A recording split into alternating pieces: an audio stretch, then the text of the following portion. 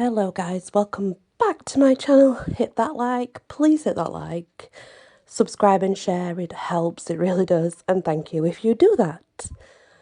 So, coming to the dark goddesses, there are a few that are Eastern or Indian and such, so let's look at a Near Eastern mythological goddess, so in Near Eastern mythology, Ereshkigal. Ereshkigal is a goddess of the underworld, or the land of no return. Her husband is the war god, Nergal. There are many accounts that refer to her to Allatu as well. So she has different names, but she's a great lady beneath the earth. She rules the Mesopotamian realm of death. She is Inanna's sister, but also her rival. The Sumerian hymn, The Descent of Inanna, is considered to be the source of the descriptions of Ereshkigal and her realm. Inanna makes a descent to Irkailla, the Ereshkigal's realm of death. This goddess is also known as Irkailla or Irkailla. Many names, like I said. Ereshkigal is described as great and powerful. She also has access to the water of life. She can bring the dead to life, basically. Ereshkigal is a wild and volatile spirit that commands the dead. She typically manifests as a woman, but is also seen with a lioness head on a woman's body. Her animals are snakes, scorpions, and lions. The literal meaning of her name is the Queen of the Great Earth. Inanna is associated with love, sex, beauty, art, and joy. On the other hand, her sister, Ereshkigal, has powers over the dead in the underworld and everything to do with shadows and the shadow self. That's how different they are, but yet they are sisters, which would make sense, wouldn't it? Her story comes from mythology of the ancient Mesopotamia, and in the myth, it's all about Inanna's descent to the underworld. Ereshkigal confronts Inanna and emerges triumphant. The ancient Mesopotamia people believed in the afterlife. The underworld was a place where the souls travelled to after death. The Sumerians called the underworld Kur, while Akkadians, they would call it what we know as Irkailla. Again, depends. The underworld was a gloomy place where the dead drank from muddy puddles and ate dust. No one can freely descend into the underworld and return alive. Inanna is the Queen of Heaven. According to the myth, Inanna journeyed to the underworld to observe the funeral rites. The funeral rites was it Gujielana? It was Ereshkigal's husband anyway, but I'm not sure how you pronounce his name. But she went to offer her condolences to her sister, so that's why she descended into the underworld. Despite knowing the rules of the underworld, Inanna decided to descend regardless into the darkness, but she planned to return to Earth unscathed. However, Ereshkigal made it clear that not even the most powerful gods or goddesses, nor her sister, are above the law. To reach the underworld, though, there are gates. 7 gates, to be exact. So you had to pass through these 7 gates, and when Inanna ventured into the underworld, Ereshkigal instructed her gatekeeper, Neti, to lock all the gates. At each gate, Inanna had to remove one of her royal garments. Only then would the gatekeeper let her through. So the first gate was the removal of her shigura, the crown. The second gate, the small lapis beads from around her neck, that would be lapis lazuli. The third gate, the double strands of beads from her breasts. The fourth, a breastplate. The fifth, her gold ring. The sixth, lapis measuring rod and line, which will have been like a staff. That was lapis lazuli. And the seventh, a royal robe. This can be seen as a gradual removal of Inanna's power as she went deeper into the realm of her sister, deeper into the dark. The darkness represents true vulnerability, where Inanna sheds her pride and her masks. When Inanna finally reached Ereshkigal's throne, she was naked and stripped of any power. After the Inanna of the dead, judges of the underworld, passed judgment against her, Ereshkigal killed Inanna and hung her corpse on a hook on the wall. After 3 days, 3 nights, Inanna's servant, Ninshuba, went to Inanna's father god, Enki, for help.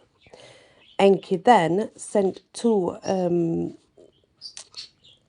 androgynous, I think that's how you say it, 2 androgynous demons to rescue Inanna. The demons entered the underworld and gave Inanna the water of life. Thus, Inanna was revived. She could leave the underworld if she brought someone to take her place. So obviously, Inanna had to give someone to be able to come back. She saw Dumazid dressed in shining clothes, seated on a throne, obviously not mourning the loss of his wife, Inanna. So Inanna chose him, and the demon seized him, and it was decided he would spend 6 months in the underworld, since his sister, Geshtiana, volunteered to take his place for the rest of the time, and she would spend the other half of the year in the underworld. Again, isn't that very similar to a story we have already heard? The events of Inanna's death and rebirth signifies the integration of shadow and light. Ereshkigal can be a bit harsh, but she doesn't withhold unconditional love she has for her worshippers. She will support you in your journey through dark places, but she does not tolerate any disrespect or deceit. So be very careful if you want to work with her. Very careful indeed. Inanna is considered the mirror image of Ereshkigal. Inanna is joyful and heavenly. Ereshkigal is grief and hell. But she will help you move to the next level of your spiritual development and discover your real essence. So if you're looking for higher vibrations, you need Inanna. If you're looking for justice and vengeance, you need Ereshkigal. But only work with them when you are absolutely sure you know what you're doing.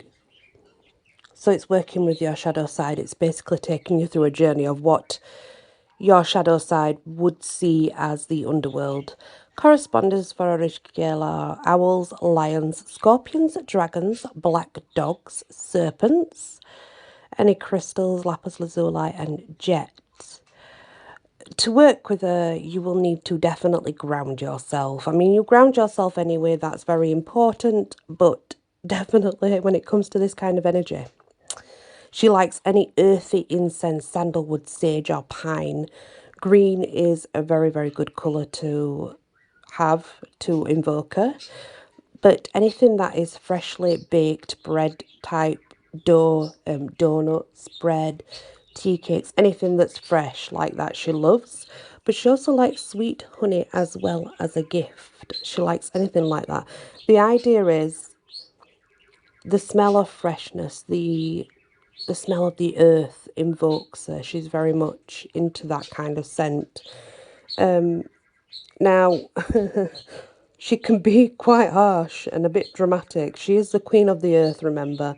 So if you're going to work with her, then don't just do it and not have done anything beforehand. It's probably not advisable. Now we're going to move on to one of the eldest deities in ancient Egyptian pantheon, Sekhmet. Some do call her Sith, even though it's a KH. Sekhmet. I call her Sekhmet, but yeah. She's the goddess of retribution, plague, destruction, war, and healing. Her name translates to she who is powerful. Sekhmet is the daughter of the sun god Ra. Ra, that is. Remember to roll the R, remember. And the darker aspect of Hathor, the goddess of joy, fertility, and music. She's depicted as a lioness, sometimes wearing a red dress. She's very much like above her head, she'll have a celestial solar disc with a serpent around it. So she's very different. She also holds the papyrus scepter, which symbolises power and royalty. She can be seen also with an ankh in her hand. It just depends. In Egyptian mythology, she was created when the sun god Ra wanted to punish mankind for their lawlessness and their disobedience to the gods. He sent an aspect of his daughter, Hathor, to earth in the form of a lioness. As Hathor turned into Sekhmet, she became extremely violent. She unleashed her rage on humans, slaughtering them and drinking their blood. A rampage ended up turning fields red with human blood. Ra wanted the destruction to stop, but Sekhmet did not pay no attention to his orders, and she was driven by bloodlust only. Her rampage turned the fields red with human blood completely, but not only that. It's thought that the rivers running red theory comes from a rampage as well. That obviously is all myth anyway. But the problem was she was so driven by bloodlust that she turned the fields, the waters to red with human blood. Her desire was only fueled by blood as well. So what did they do? So the sun god decided to pour 7,000 jugs of beer and the same equivalent of pomegranate juice in the river Nile. Since this concoction resembled blood, she consumed it and became so drunk that she slept for 3 days. When she woke up, her thirst for blood had waned, and humanity was saved. And this event is celebrated every year as the Festival of Intoxication. People drank beer strained with pomegranate juice to pay their debts to the goddess, to let her know that they still were aware of her and such and such. Cherry is also very popular when it comes to Sekhmet too. She inspires you to live with a fierce grace and become free and empowered. So the corresponders, if you want to work, but these are heavier energies, remember, these are not light energies to work with, so be careful. Lion, cats, cobras and hawks. The crystals and gemstones are carnelian, bloodstone, sunstone, red jasper, ruby, garnet. Oils are incense, ginger, royal amber and juniper. So when you're working with Sekhmet, an offering of red wine and pomegranate juice is extremely suitable for this kind of warrior. In a special glass, of course, not just any glass. You can also use a figurine of a lioness to symbolise her. Now, as I've said before, she is an heavy energy. But when she comes, you can actually use her to cleanse an area of, let's say if there's bad energy or there's an unwanted guest spiritual wise. She's meant to come and you're able to banish, protect any negativity, any bad spirits and such and such. So that's what she's mainly used for, not so much justice, but more as a banisher, a protector and a releasing of negativity. Then we'll go to now Japanese mythology. And, you know, it's not very often that we do come across the Japanese mythology aspects of the goddess. So this is Izanami-no-mikoto, a goddess of Japanese, obviously. And it's said that her husband was Izanagi-no-mikoto, the creation goddess. The goddess of creation is what her name means. She creates and controls the life and death of every living thing, and her name translates to she who invites. So she is Izanami-no-mikoto. Her husband, Izanagi-no-mikoto. Just so we're clear on that. Her story is chronicled in an 8th century book, Kojiki. It is the earliest account of Japanese mythology and sacred text of Shinto religion. The first gods, which I am not very good at pronouncing, Takam Im, Takaimusube. There was Kamimusube and Amenominac Anasushi. Best way I can pronounce them to you. Summoned Izanami and Izanagi to life. So they are a couple, if you understand. They were also given the Amino-no-boko, which is a jewel, and it's a studded magical spear. Izanami and Izanagi stood on the floating bridge of heaven and stirred the sea with the spear to create an island. On this island, they fulfilled their duty of creating 8 principal islands of Japan, as well as a new generation of deities.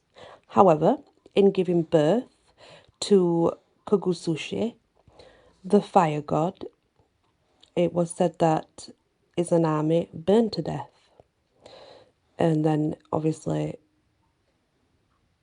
that's when she sort of retired to the realm of the dead, and it was called Yomi, I believe. Her husband, of course, Izanagi, missed his wife so greatly he journeyed into Yomi to bring her back from the underworld. It was hard to navigate the shadowy interiors of Yomi. Eventually, Izanagi found Izanami, although he couldn't see her properly due to the shadows. She refused to go back with him. Izanami had eaten the food of the underworld, and thus she could not go back to the land of the living. But Izanagi was adamant. He waited for her to fall asleep, then unbound his long hair from his beautiful comb and made a torch with it. Under the torchlight, he saw Izanami was now a rotting corpse. Foul creatures were creeping out from all over her body. Izanagi fled for his life, abandoning Izanami, but Izanami, shocked by her husband's betrayal, chased him and sent spirits and demons to seize him. When Izanagi reached the entrance of the Yomi, he shut it with a huge boulder.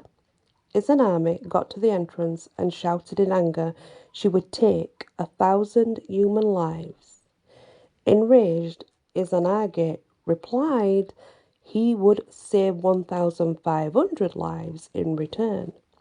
Their relationship ended there, and Izanami went on to rule the shadow land of the dead, I guess, known as the Yomi place.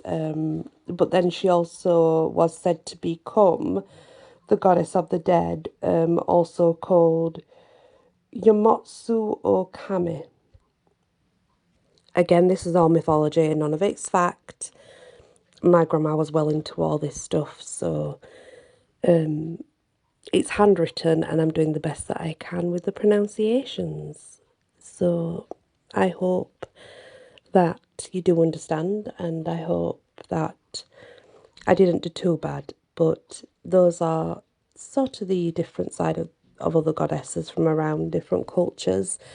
I can write in the description the names so that you can read them and know what I was trying to say, even if I didn't say it correctly. But thank you for listening. I truly appreciate it, and many blessings.